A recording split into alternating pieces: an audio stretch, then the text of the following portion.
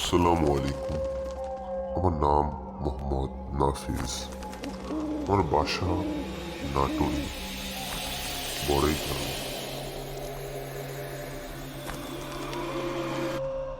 আমি ছোট ছিলাম, সেই সময় এক ঘটনা ঘটেছিল আমার সাথে। আমাকে তখন একটি মাদ্রাসায় ভর্তি করানো হয়েছিল। সে সময় আমার মাদ্রাসায় অনেক ভালোই লেখাপড়া হচ্ছিল। হুজুরদের সাথে অনেক ভাব, হুজুররা আমাকে অনেক পছন্দ করত।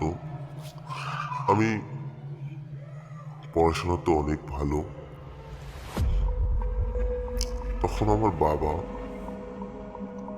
আমাকে সকালবেলা দিয়ে আসতো এবং সন্ধ্যাবেলায় বাসায় নিয়ে আসতো।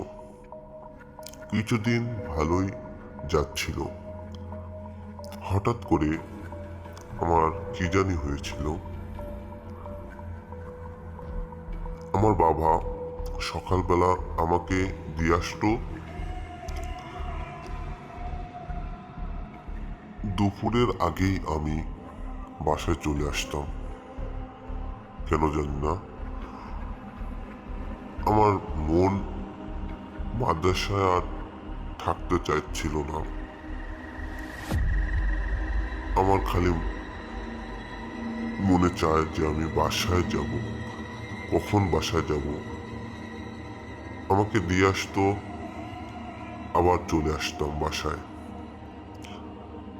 মাদ্রাসা পালিয়ে বাসায় চলে আসতাম বারবার। তখন আমার বাবা ঠিক করলো যে মাদ্রাসায় তাকে রাখতে হবে। আমার বাবা তখন মাদ্রাসায় থাকার জন্য হুজুরদেরকে বললেন। মাদ্রাসায় থুয়ে আমি বেশি দিন থাকিনি মাদ্রাসায়। আমার সাথে অলৌকিক কিছু হচ্ছিল।